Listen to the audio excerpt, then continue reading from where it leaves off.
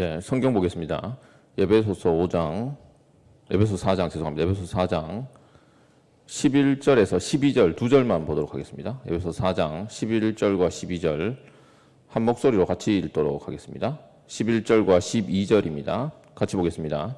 그가 어떤 사람은 사도로, 어떤 사람은 선지자로, 어떤 사람은 복음 전하는 자로, 어떤 사람은 목사와 교사로 삼으셨으니 이는 성도를 온전하게 하여 봉사의 일을 하게 하며 그리스도의 몸을 세우심이니라. 아멘. 교회는 영광스러운 것입니다.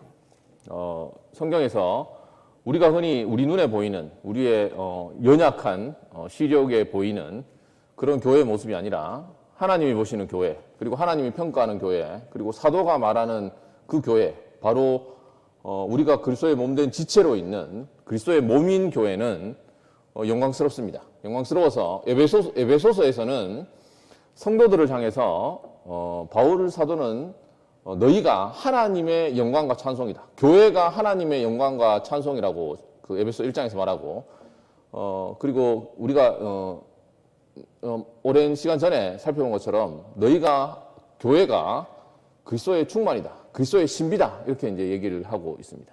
그런데 그 어떤 그리스도의 충만이고 신비인 하나님의 영광인 교회가 여전히 성장하고 또 자라나고 온전해지는 것이 필요하다. 이렇게 이제 바울 사도는 얘기하고 있습니다. 그래서 오늘 본문 12절 말씀에 보면 성도가 온전해져야 하고 그리고 성장해서 그리스도의 장성한 분량에 충만한 데까지 이르러야 한다. 이렇게 얘기를 하고 있습니다.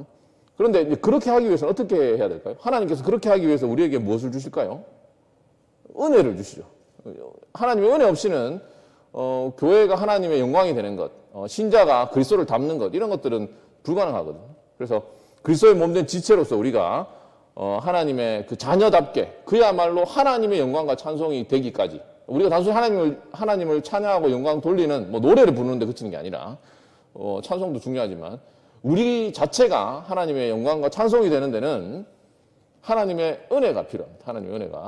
하나님의 은혜가 필요한데 오늘 본문 말씀을 잘 보시면 그 은혜의 중요한 내용, 그러니까 단순히 우리가 주관적으로 마음이 뜨거워지고 우리가 그런 내용들도 아주 중요한 은혜의 내용이지만 그것을 포함해서 사실 하나님께서 주신 아주 중요한 하나님의 은혜가 뭐냐?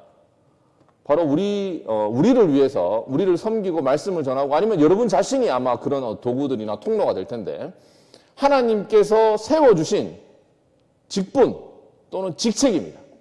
그것 자체가 하나님께서 저와 여러분 그리스도의 몸된 교회의 지체들을 더 영광스럽게 하기 위해서 그리스도를 닮게 하기 위해서 하나님께서 베풀어 주신 놀라운 은혜입니다. 은혜.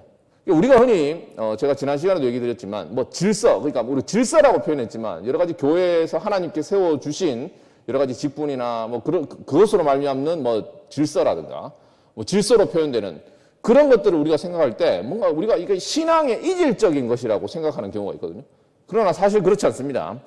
그런 놀라운 하나님께 주신, 하나님이 세워 주신 거라면 하나님께서 교회에서 사도들을 통해서 성경을 통해서 말씀해 주시고 세워 주시고 보내 주신 것이라면 그것은 우리에게 무한히 큰 복입니다. 무한히 큰 복이고 그건 바로 은혜입니다. 은혜. 그게 우리가 직분, 직책, 사실 우리가 이제 그런 것들을 보면 우리가 질서나 우리가 하나님께 세워 주신 직분이지만 직책이지만 사실 그것들이 자칫하면 왜냐하면 그게 굉장히 교회에게 중요하고 하나님의 계획 속에 굉장히 중요하거든요. 굉장히 중요하면 어떻게 하겠습니까? 굉장히 중요하고 그것을 통해서 하나님께서 교회를 새롭게 하려는 하나님의 계획이 있다면 사탄이 이제 그 유혹도 하고 시험을 하고 굉장히 공격을 많이 하겠죠. 사탄이 누구를 많이 공격할까요? 평신도도 시험하겠지만 사역자들, 목회자들, 장로님들, 앞선 사람들이 또 실수하고 실패하고 넘어지거나 어려움을 겪으면 그것을 통해서 훨씬 더 그러니까 교회 평범한 성도들이 하나님의 영광을 가리는 것보다 훨씬 더 어려운 일을 겪게 되는 걸 볼 수 있지 않습니까? 그처럼 아주 중요한 부분입니다. 중요한 부분인데 그래서 어쨌든 하나님께서 저와 여러분들 교회를 영광스럽게 하기 위해서 직책을 주셨다. 직무를 주셨다. 그리고 그 직무는 하나님께 세우신 인간의 고한물이 아니다라는 생각을 기억하시기 바랍니다. 그래서 오늘 그 바울이 말씀한 몇 가지 직책에 대해서 간략하게 이제 살펴보겠습니다. 좀 직책들이 우리가 언급된 오늘 에베소서 본문에 언급되는 그 내용들이 많으니까 제가 원래 말도 빠른데 간략하게 제가 이제 설명을 드리도록 하겠습니다. 오늘 우리의 은혜를 위해서 다시 한번 얘기 드립니다. 우리의 은혜를 위한 겁니다. 교회의 유익을 위해서 주신 하나님의 그 지책들 가운데 바울이 첫 번째 언급하는 건 뭡니까? 사도입니다. 사도. 사도는 하나님께서 그리스도께서 직접 부른 사도로 부른 자들이 이제 사도가 되는데 그분들은 바울이 얘기하는 것처럼 성경을 보면 바울이 얘기하는 것처럼 그리스도께서 친히 부른 그 바울은 갈라디아서에서 그리스도로 말미암아 사람의 뜻으로 된 게 아니라 그리스도로 말미암아서 하나님 그 그리스도를 죽은 자 가운데서 살리신 하나님으로 말미암아서 사도가 되었다 이렇게 이제 말씀하고 있는데요. 그래서 갈라디아서 1장 1절에 이렇게 말씀합니다. 바울은 이렇게 말씀합니다. 사람들에게서 난 것도 아니요 사람으로 말미암은 것도 아니요 오직 예수 그리스도와 그를 죽은 자 가운데서 살리신 하나님 아버지로 말미암아 사도된 바울은 이렇게 얘기를 합니다. 그래서 사람이 뽑은 게 아니라 사람이 불러준 게 아니라 물론 사도로 인정받은 주님께서 불러주신 사람들이 교회의 인정을 당연히 받았습니다. 그러니까 만삭되어 나지 못한 자 같은 바울조차도 이후에 이제 사도로 사도로 부름을 받았잖아요. 그런 바울조차도 교회의 인정을 받게 됩니다. 뭐 바나바의 도움을 아나니아나 바나바의 도움을 받아서 이제 사도에 대해서 훨씬 더 견고한 인정을 받게 되지만 그 출발은 그 시작은 뭐죠? 그리스도께서 다메섹 도상에서 그리스도께서 친히 바울을 찾아와 주셔서 그를 사도로 이제 부르시는 그런 일을 하게 됩니다. 두 번째 사도의 또 다른 자격이 있습니다. 사도의 아주 중요한 자격은 부활하신 주님을 봐야 됩니다. 물론 부활하신 주님을 본다고 해서 다 사도로 부름받는 건 아닙니다. 그걸 어떻게 알 수 있냐면 고린도서 15장에 보면 사도로 부활하신 주님을 본 사람들이 굉장히 많았습니다. 실제로 부활하신 주님이 승천하시기 전까지 사역을 하셨거든요. 말씀을 가르치고 하셨기 때문에 고린도서 15장 보면 이제 500여 형제들이 보았다. 뭐 이런 말씀까지도 하시고 그런데 그 가운데서 이제 특별히 12사도와 이제 바울 사도 이렇게 이제 사도로 부름을 받는데 어쨌든 사도가 되려면 예수님을 봐야 됩니다. 그러니까 오늘날 얘기하는 자칭 사도들은 이제 다 사도가 아닌 거예요. 그래서 사도들은 주님을 또 봐야 되고 세 번째 사도의 자격은 그리스도의 부활의 증인으로서 특별한 계시를 받은 사람들입니다.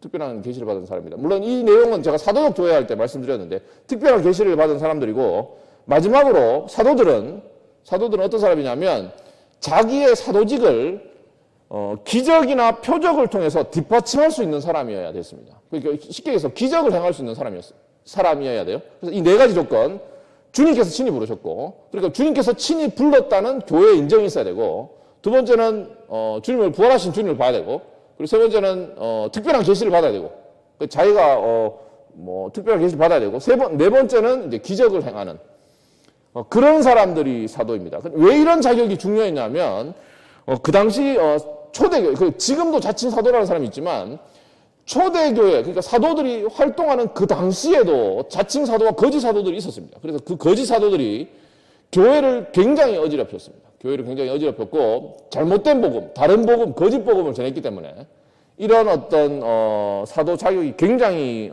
중요했습니다. 두 번째로 바울이 언급하는 교회의 직책, 교회의 유익을 위해서, 교회의 성장을 위해서 허락한 직책이 뭐냐면 선지자입니다. 선지자.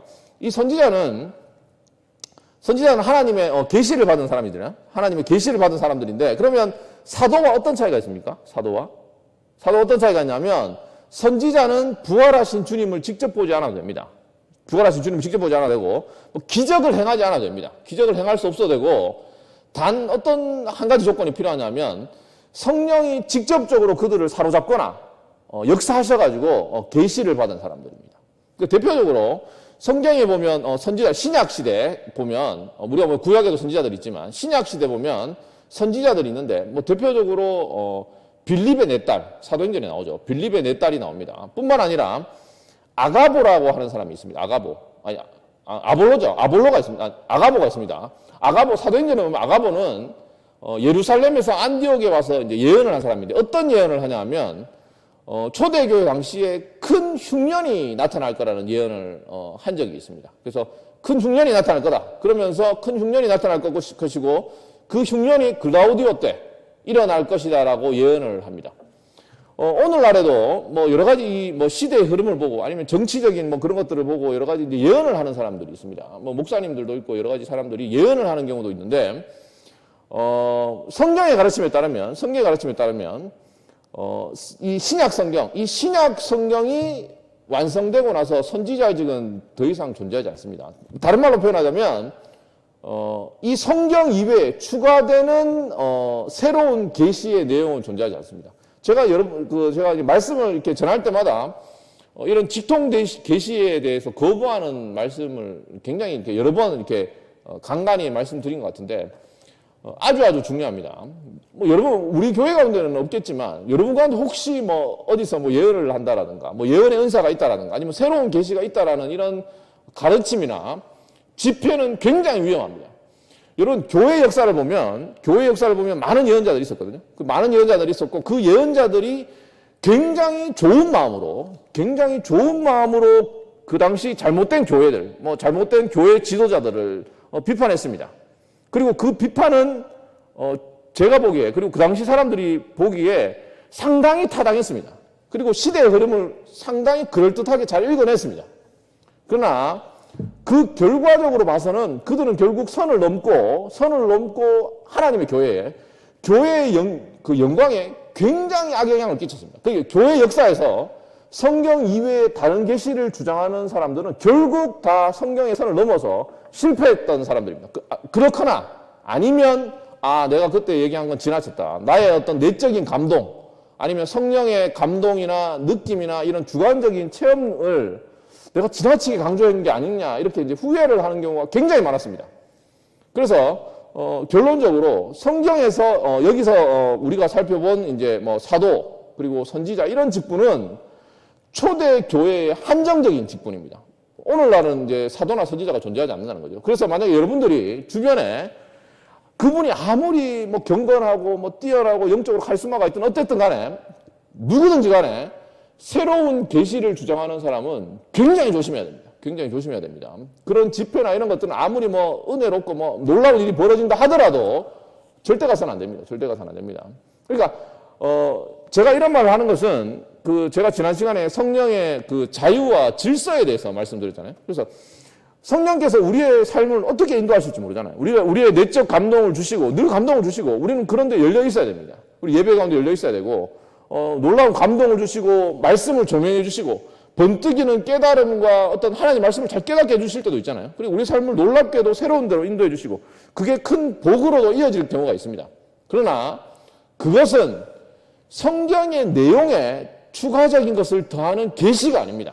계시가 아니라 우리가 요한 1서에서 배운 것처럼 모든 그리스도인들에게는 성령의 기름 부으심이 있어요. 그 기름 부으심은 결국 예수님께서 요한복음에 약속하신 것처럼 성령께서 우리를 하나님의 진리로 인도해 주시는 겁니다. 그러니까 성경을 통해서 아니면 이 사도와 선지자를 통해서 초대교회 때 내용에 있어서 하나님을 영화롭게 하고 우리가 구원을 누리고 이 땅에서 하나님의 나라까지 온전히 들어가는 필요한 모든 하나님의 말씀이 성경에 있거든요.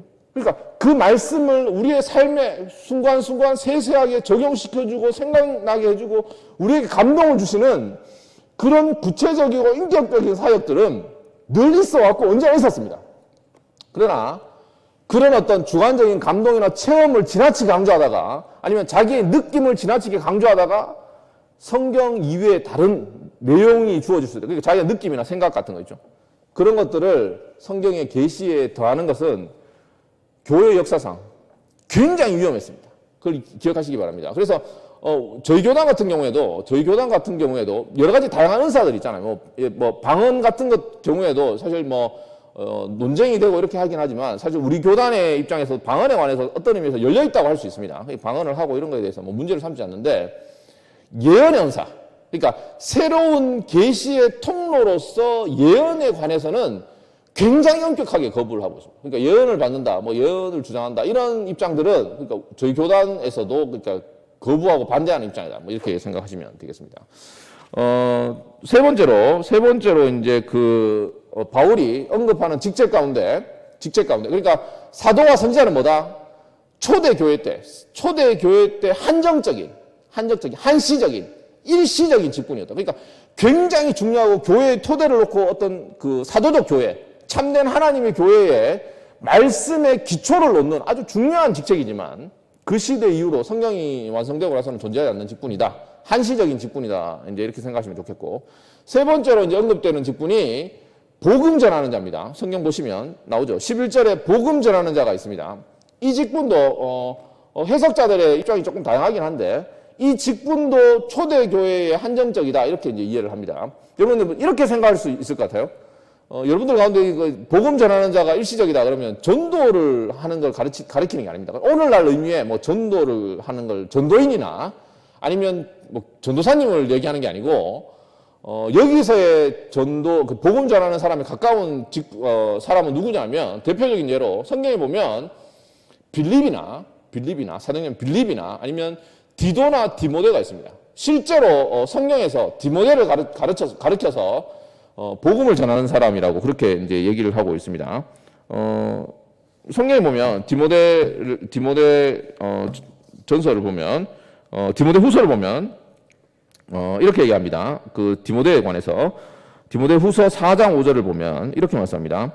그러나 너는 모든 일에 신중하며 고난을 받으며 전도자의 일을 하며 내 직무를 다하라 이렇게 말씀합니다. 그러니까 디모데가 에베소 교회에서 이제 그 사역을 했는데요. 어떻게 사역을 하게 됐냐면 아주 독특하게 단순히 그냥 복음을 전하는 우리가 흔히 얘기하는 뭐 예수 믿으세요 이런 게 아니라 바울의 그 사도적 복음의 기초에서 그 당시 초대교회를 견고히 세우는, 그러니까 복음의 기초에서 교회를 견고히 세우기 위해서 그 디모데에게 바울이 계속해서 복음을 전파하라. 때를 얻든지 못 얻든지 교회 안에서 말이죠. 교회 안에서 복음을 전하고 가르치고 그리고 목회 서신에 보면, 그러니까 디모데전서에 보면 그렇게 하기 위해서 교회를 잘 세우기 위해서 교회의 직책에 대한 가르침을 굉장히 많이 언급하고 있습니다.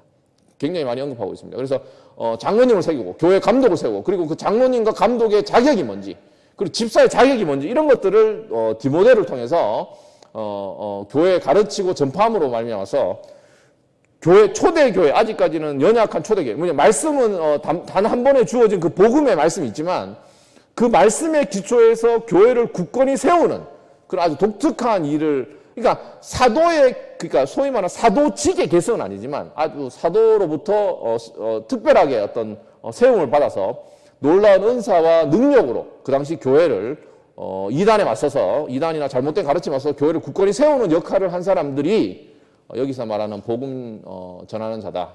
뭐 이렇게 얘기를 할 수 있습니다. 여기까지가 바로 초대교회에만 있던 일시적인 직분입니다. 그래서 이제 우리 헌법에는 교회의 창설 직원이라고 얘기를 하기도 합니다. 교회의 창설 직원.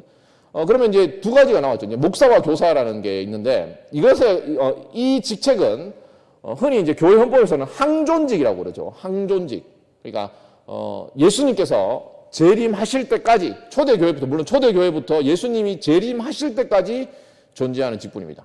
물론 에베소서에서는 목사와 교사만을 언급했는데 우리가 잘 익히 아는 것처럼 장로님과 집사님도, 장로와 집사직도 항존직입니다.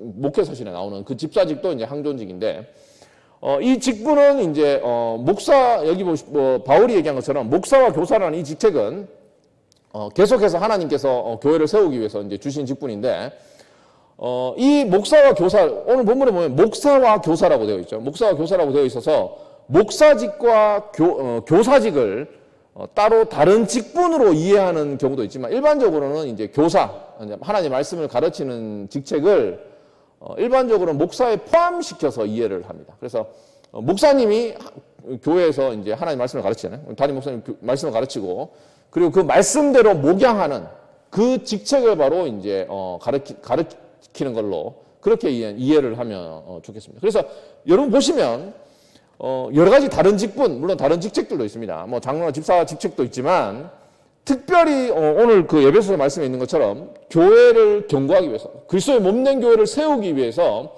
어떤 직책에 초점이 맞춰져 있습니까?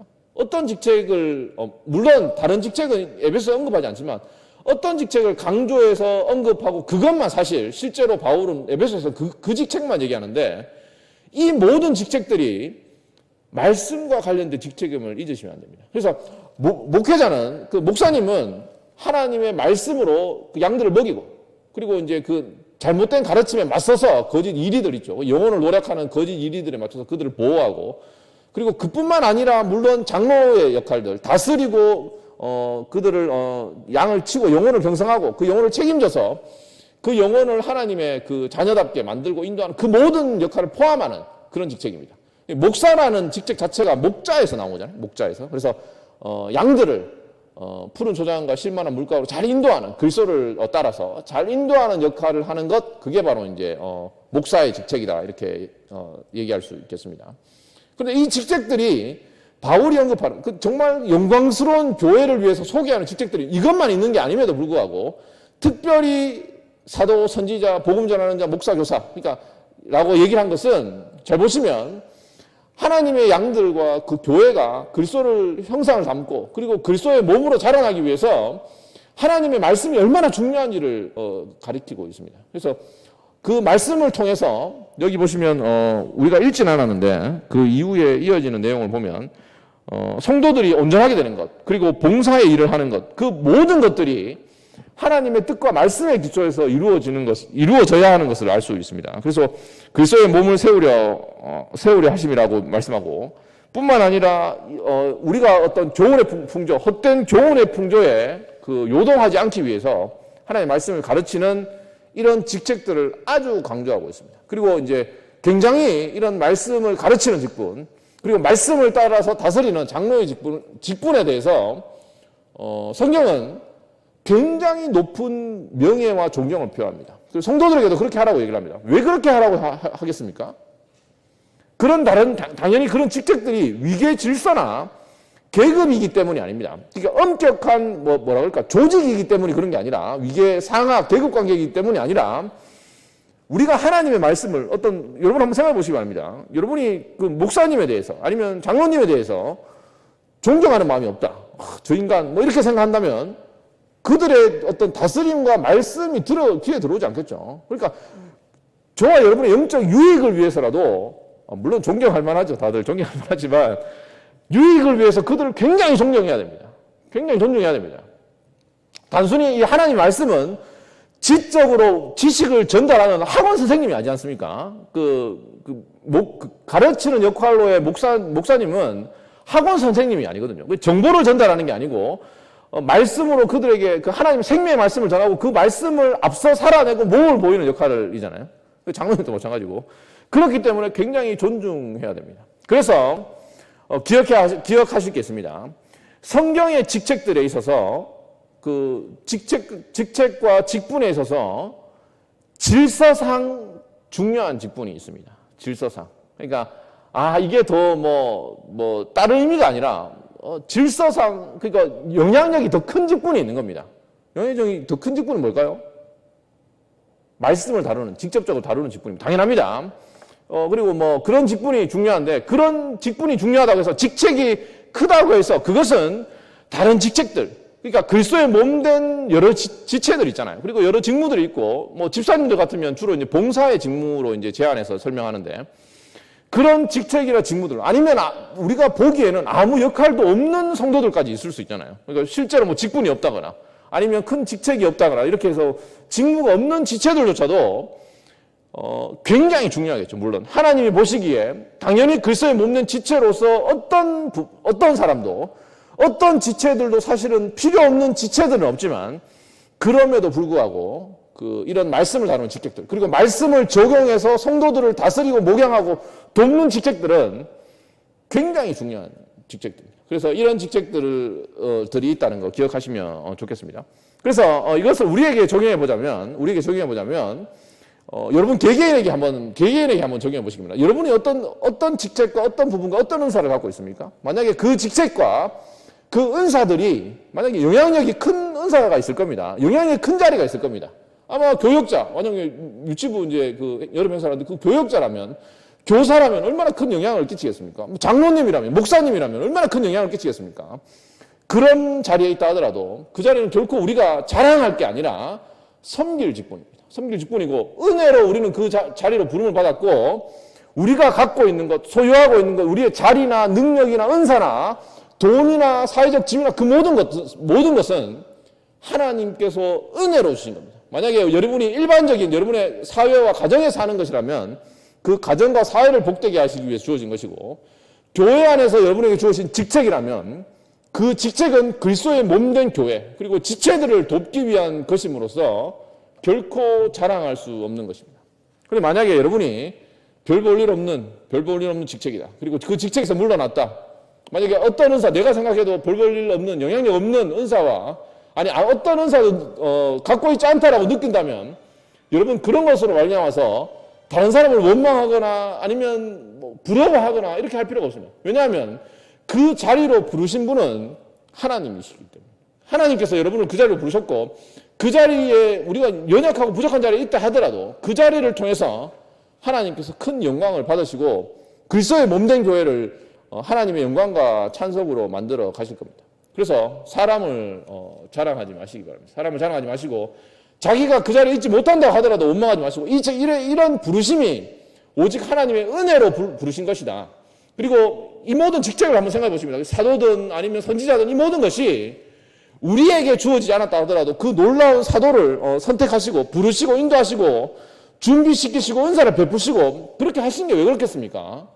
다 저와 여러분들의 유익을 위해서 하나님의 교회 그리스도께서 재림하실 때까지의 하나님의 교회의 유익을 위해서 그렇게 놀랍게 계획하시고 인도하시고 준비하신 겁니다.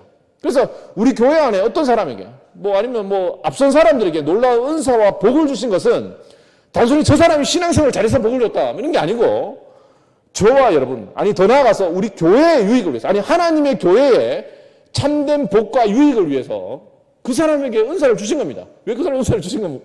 우리의 눈에는 알 수 없지만 하나님이 그 사람을 통해서 하나님의 교회에 유익을 주기 위한 것이다. 결국 나에게 유익을 주기 위한 것이다. 이 모든 것이 나를 위한 것이다라는 그런 확신을 가지시기 바랍니다. 꼭 그 유익이 결국 저와 여러분에게 올 거거든요. 그러니까 저 사람을 통해서 왜 나를 통해서 하나님 이 교회를 유익하게 하시지 왜 저 사람을 통해서 유익하게 하셨느냐 이렇게 묻지 마시고 하나님 앞에서 여러분 자신을 낮추시고 우리 자신을 낮추고 정말 우리에게 하나님께 부르신 정말 합당한 부르심이 무엇인지 이 부르심 가운데서 우리가 하나님께 어떻게 영광 돌리고 하나님 말씀을 따라서 정말 참되게 충성할 것인지를 고민하시고 기도하시는 그런 저와 여러분 됐으면 좋겠습니다. 기도하겠습니다. 하나님 아버지 감사합니다. 저희들을 부르셔서 복되고